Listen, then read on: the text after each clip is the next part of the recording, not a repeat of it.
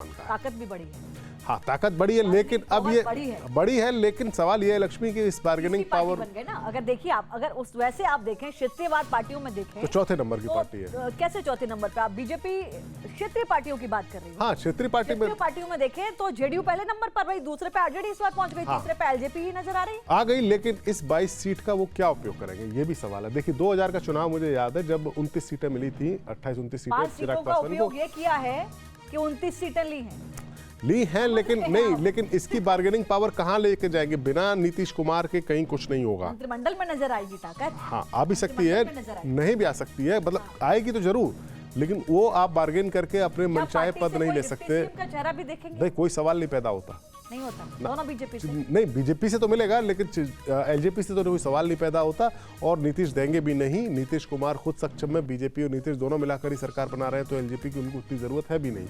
आप देखिए, लेकिन मुझे लगता है कि सुमित जी, हम ये वाला मामला भूल रहे हैं। क्या बीजेपी कभी भी एक सीट वाले अपने सहयोगी को भी इग्नोर नहीं करती है। नहीं। और दूसरा, आप याद रखिए कि केंद्र में, अगर आप ये कह रहे हैं कि राज्य में इन 22 से क्या हमारा तो बन रहा है, केंद्र में भी 5 हैं। चिराग पासवान के लिए देखिए चीजें ज्यादा उतनी अच्छी, सीटें जीती है, प्रदर्शन अच्छा है। सबसे अच्छी बात चिराग के लिए क्या है कि उन्होंने पूरी तरीके से अपने फादर की लेगेसी को क्लेम कर लिया। बिल्कुल। अब कोई इफ एंड बट नहीं है। रामविलास पासवान की जो पार्टी थी, जो उनका वोट था, वो सीधा के सीधा चिराग के पास है, जो सबसे बड़ी 0-0 पर है। हाँ, वो देखिए, वो सीएम की अपनी दावेदारी ठोक रहे थे, वो ठोक रहे थे, अभी नहीं देंगे। देखो आप के कार्यकर्ताओं की आतिशबाजी आप ये टैली देखो लक्ष्मी, उसमें कहां गुंजाइश बनती है कि एलजेपी को डिप्टी सीएम दिया जाए। संभावनाओं पे बात करें कि संभावनाएं तो हमेशा बनी रहती है ना। नीतीश कुमार तो इस स्थिति में है कि आज भी वो बीजेपी से कहते हैं कि भाई ज्यादा नहीं वो करना है, हम आरजेडी के साथ चले जाएंगे। 2025 के भी नायक होंगे नीतीश। तस्वीरें आ रही हैं, हाँ, बिल्कुल पोस्टर नजर आ रहे हैं, और निश्चित तौर पर जेडीयू कार्यकर्ताओं का जो जोश है वो बहुत हाई है। आतिशबाजी भी हो रही है, और ये पोस्टर देखिए। और इससे पहले आपको पोस्टर याद होगा सुमित जी, इस पर लिखा था टाइगर अभी जिंदा है। कई सारे पोस्टर आते हैं। एक आया था, एक बार आया था नीतीश सबके हैं। नीतीश थे, नीतीश हैं, और नीतीश ही रहेंगे। तो ये जो टैली है, ये भी यही बता रही है कि अभी तो नीतीश ही रहेंगे। अंग्रेजी में एक कहावत है ना, वो कहते हैं कि the more things change the more they remain the same. Yes. चुनाव बदला, परिणाम बदले, लेकिन चीजें वही हैं। आज भी मुख्यमंत्री का नीतीश वही है, और उनके पास ये फ्लेक्सिबिलिटी है, उनके पास ये सुविधा अभी भी है कि वो अगर बीजेपी से अनबन होती है तो वो जाकर आरजेडी से हाथ मिलाकर फिर सरकार बना सकते हैं। संभावनाएं बहुत कम लोग, मतलब जो जानकार हैं, वो कहते हैं कि अब उस स्थिति में है नहीं वो। अब वो एकदम स्टिल और सटल नहीं, वो हालांकि कई बार वो खुद को भी राजनीति प्रतिबद्धता जता चुके हैं बड़ी मंचों से कि अब नहीं जाएंगे, हम चले गए तब चले गए, लेकिन अब नहीं जाएंगे। राजनीति संभावना का खेल होता है पूरा का पूरा। आप सीटें देखिए, 76 सीटें जब ये बयान उन्होंने दिया तब उनकी 45 सीटें थी। उन्होंने जब आरजेडी के साथ हाथ मिलाकर सरकार बनाई तो उनको बहुत समझौता करना पड़ा था। गृह विभाग अपने पास रखने के लिए बहुत बड़ी लड़ाई लड़नी पड़ी थी आरजेडी से। तेजस्वी यादव को उन्हें डिप्टी सीएम बनाना पड़ा था। तेज प्रताप को भी मंत्रिमंडल में जगह देनी पड़ी थी। बहुत सारी चीजें हुई थी।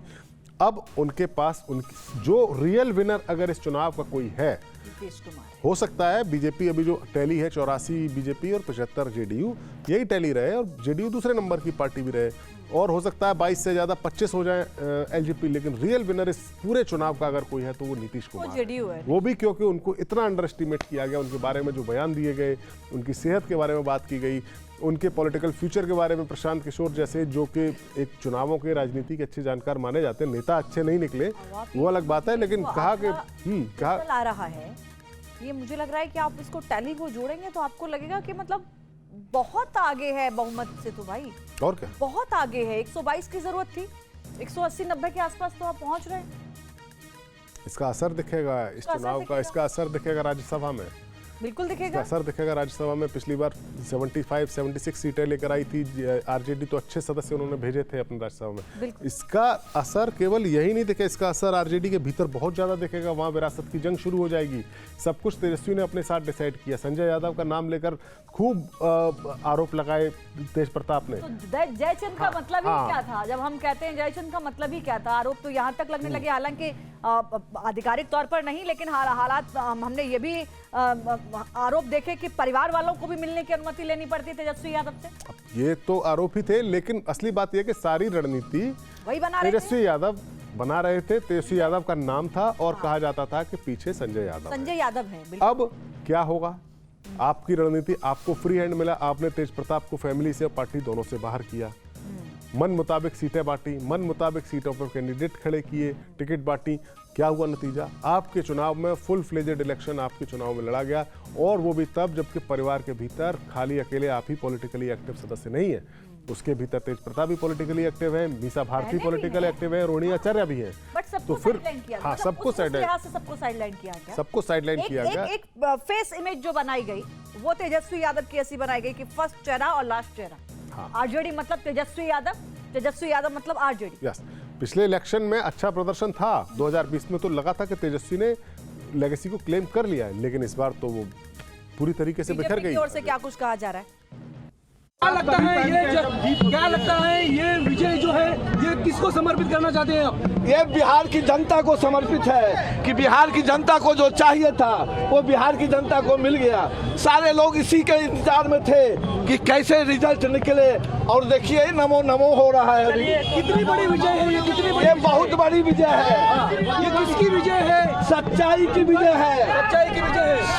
सत्य की विजय है, सत्य की। नीतीश कुमार और नरेंद्र मोदी ने जिस तरीके से प्रयास किया था, क्या लगता है आपको यहाँ पर इनको यह सक्सेसफुल मिला है? अरे तो उसी का तो सक्सेसफुल है। देखिए अब जनता बहुत जग चुकी है, अब बिहार की जनता प्रबुद्ध जनता है, उसको पता था कि हम किसको वोट देंगे और कौन मेरे लिए काम करेगा। बड़े हुए वोट आपके ऊपर पड़े ऐसा लग रहा है। इस वक्त 71% वोट पड़े थे जो बोल रहे थे विरोधी पक्ष में जाएंगे, लेकिन अरे क्या है क्या विरोधी? कौन विरोधी? जैसे देखिए जिसका मालिक बलवान उसका चेला पहलवान। अच्छा हाँ, अच्छा। तो क्या लगता है इस बार 5 साल में जिस तरीके से काम हुआ है और तेजी से बढ़ेगा? और बहुत बढ़िया होगा। आप देखना ना, आप देखना बिहार कैसा होगा। ये रथ किसके लिए बनाया है? ये नमो रथ है। अच्छा। ये विजय का रथ है। अच्छा। ये मोदी जी का रथ है, हमारे भगवान का रथ है। कहाँ घूमेंगे ये रथ? ये रथ बहुत जगह से घूम के आया है। घूम के आए हैं। आज आया है पटना। तेजस्वी यादव को क्या कहना चाहेंगे? क्या कहेंगे, बेचारा बच्चा है, थोड़ा सा तकलीफ में होगा, ही स्वाभाविक है। अच्छा। लेकिन वो समझ नहीं पाया, उसको इस बात को समझना चाहिए। 18 तारीख की तैयारी उन्होंने की थी सीएम को। अरे अब तैयारी तो आगे कर ले, उससे क्या होता है? अच्छा, तैयारी चाहे किसी की मर्जी, आज तैयारी कर ले। इतना बड़ा बहुमत मिलेगा ये अपेक्षित था? ये हमारा भगवान, ये इतना बड़ा धैर्य रखो मेरे भगवान मोदी पर। इतना बड़ा बहुमत मिलेगा अपेक्षित था? इतना बड़ा ये कहाँ से? सालों से मेरे गले में है। इतना बड़ा बहुमत मिलेगा अपेक्षित था?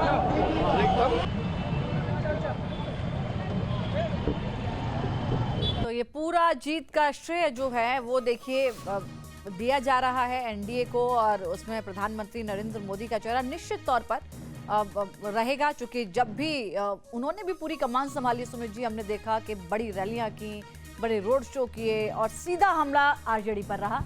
उन्होंने कहा कि आरजेडी का मतलब समझिए इनकी सीधी सीधी जो नीतियां हैं, कटुता है, कट्टरता है, कट्टा है, क्रूरता है, इस तरीके का हमने प्रधानमंत्री नरेंद्र मोदी का जो हमला था वो आरजेडी पर देखा था।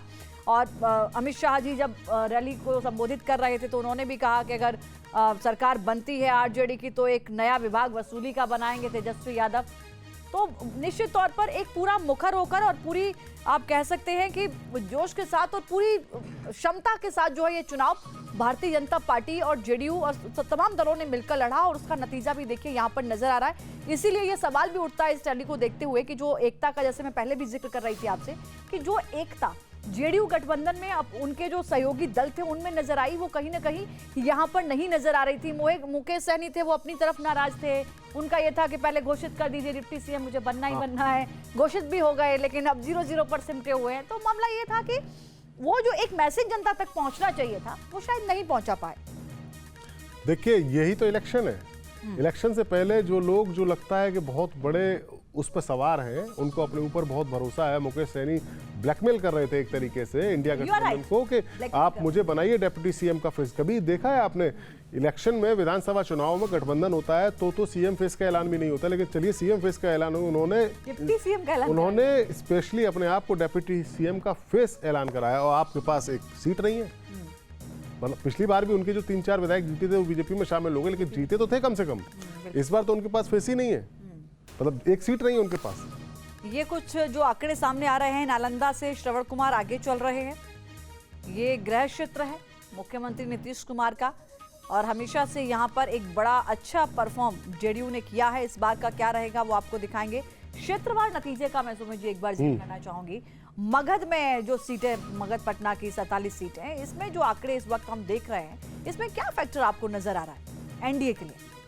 एनडीए जो बनाई है इसमें क्या फैक्टर नजर आया? फैक्टर एक ही है हर इलाके में। आप बस सीमांचल का फैक्टर थोड़ा सा देखिए कि वहाँ मुस्लिम वोट्स ज़्यादा है। मगध का इलाका जो है ना, उस इलाके में यादव वोट्स भी बहुत ज़्यादा है, लेकिन इसके बावजूद आप देख रहे हैं कि एनडीए 13 सीटें इंडिया गठबंधन भी लेके आया है।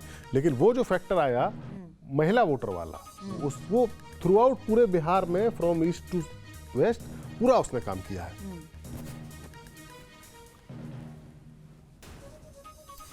तो निश्चित तौर पर अहम फैक्टर तो अपने आप में एक बड़ा फैक्टर रहा है। और इस बार महिला वोटर जो है वो पूरी तरीके से जेडीयू और बीजेपी के समर्थन में, क्योंकि जो टैली है और जो आंकड़े हैं, जो रुझान है, वो तो यही बता रहे हैं कि सीधा बम्पर वोटिंग हुई है। देखिए ये आतिशबाजी होने लगी। एनडीए के जो कार्यकर्ता हैं वो यहाँ पर आतिशबाजी करते हुए नजर आ रहे हैं। खुशी है, जश्न का माहौल है, लड्डू बट रहे हैं, जश्न मनाया जा रहा है, ढोल नगाड़े भी बजाए जा रहे हैं। ये देखिए लड़ियाँ बिछाई जा रही हैं यहाँ पर पटाखों की, और अब इनके जरिए आतिशबाजी की जाएगी, जीत का जश्न मनाया जाएगा। एक बड़ा आप कह सकते हैं कि मैसेज बिहार की जनता ने दिया है। वादे तो सबने किए मैनिफेस्टो में, लेकिन भरोसा किस पर किया बिहार की जनता ने, वो ये जो आंकड़े सामने हैं आपके, ये उसकी गवाही देते हुए नजर आ रहे हैं। रुझानों में एनडीए को बम्पर बहुमत मिला है, जो अब तक का आप देखेंगे। नवीन जी मेरे साथ जुड़ चुके हैं। नवीन जी, इस पूरी टैली और रुझान के अब तक के नतीजों से आपको क्या समझ आता है? देखिए, ये नतीजे और रुझान ये बता रहे हैं कि बिहार में नीतीश कुमार की हवा जो थी, वो अगर जमीन पर आरजेडी को या महागठबंधन के नेताओं को नहीं दिखी, तो वो एक अंडर करंट जो था वो अब आंकड़ों में दिखाई दे रहा है, जिसको कि एग्जिट पोल में भी इतनी संख्या नहीं थी। बिल्कुल, जितने भी एग्जिट पोल आए थे हमने देखे, उन सब में इतनी संख्या नहीं बताई गई थी। 140 तक एनडीए की बताया गया, 135 तक बताया गया, 150 किसी ने बता दिया, लेकिन 188 अभी दिखाई दे रहे हैं। अब देखेंगे आप, ये 11:15 इस वक्त बज रहे हैं, सुबह 8 बजे की काउंटिंग शुरू हो चुकी है। अब मामला जो है वो कहीं से भी ये नहीं लग रहा कि ये तस्वीर बदलेगी। बहुत ज्यादा डिफरेंस होगा, इससे ज्यादा नहीं हो सकता। तो बिहार की राजनीति में एक बार फिर नीतीश कुमार सबसे बड़े जो है योद्धा बनकर के उभरे हैं पूरी राजनीति के अंदर। हम देखेंगे कि पिछली बार की तुलना में उनका प्रदर्शन इस बार जो है वो बहुत ही बेहतरीन रहा है।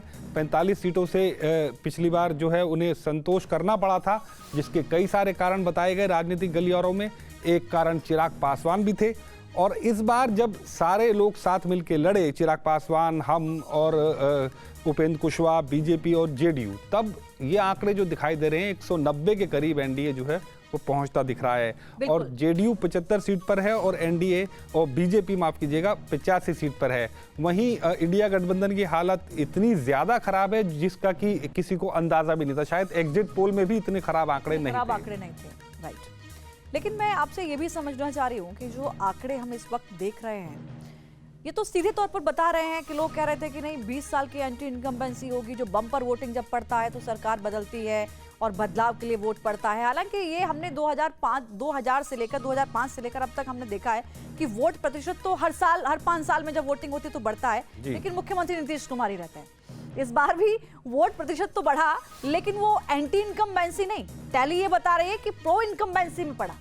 जी, 2000 के चुनाव के अंदर ऐसा था कि जनता दल के कई धड़े बन गए थे। तो उसके बाद क्या हुआ कि नीतीश कुमार समता पार्टी में थे और जनता दल जो है लालू प्रसाद यादव के पास ही थी उस समय, और लालू यादव ने जनता दल राष्ट्रीय जनता दल बना दी थी, नीतीश कुमार ने समता पार्टी बना दी थी। उनके साथ में कई सारे जो समाजवादी विचार के जो नेता थे वो सब उनके साथ में जुड़े, अलग अलग धड़ों में थे वो दोनों। तो 2000 के चुनाव के अंदर 7 दिन के लिए नीतीश मुख्यमंत्री बने, और उसके बाद दोबारा फिर जो है बहुमत साबित करने पर वो नहीं कर पाए। बड़ी खबर जो आ रही है वो मैं आपको बता दूं, रुझानों में हार पर कांग्रेस ने वोट चोरी का आरोप फिर से लगाया है। एसआईआर, कांग्रेस नेता दिग्विजय सिंह ने ट्वीट करके ये आरोप लगाए हैं। वो कह रहे हैं कि जो एसआईआर हुई उसमें 62 लाख वोट जो काटे गए, और 20 लाख वोट जुड़े और जो वोट काटे गए वो गरीब दलित अल्पसंख्यकों के वोट काटे गए। दिग्विजय सिंह ये कह रहे हैं। हालांकि सुबह तक जो है ईवीएम पर भी शंका बनी हुई है। दिग्विजय सिंह की तरफ से यह भी कहा जा रहा है कांग्रेस को संगठन पर ध्यान देने की जरूरत है। संगठन पर भी ध्यान देने के लिए वो कह रहे हैं। रुझानों में हार पर कांग्रेस का वोट चोरी का जो आरोप है वो एक बार फिर से सामने आया है। ज्योति सिंह का भी अपडेट हम आपको दे देते हैं। पवन सिंह की पत्नी है, काराकाट से चुनाव लड़ रही हैं, निर्दलीय चुनावी मैदान में थी, इस बार पीछे चल रही हैं। तेजस्वी यादव बड़ा चेहरा है, इंडिया गठबंधन की ओर से मुख्यमंत्री का चेहरा घोषित किए गए थे। आरजेडी का भी एक बड़ा चेहरा है, इस वक्त पीछे चल रहे हैं और थोड़े बहुत वोटों से नहीं 3000 वोटों से पीछे चल रहे हैं। ये अपने आप में जो है वो विचारणीय विषय आरजेडी के लिए भी और तेजस्वी यादव के लिए तो है ही। तेज प्रताप यादव वैसे ही 10,000 वोटों से पीछे चल रहे हैं महुआ से अपनी सीट से।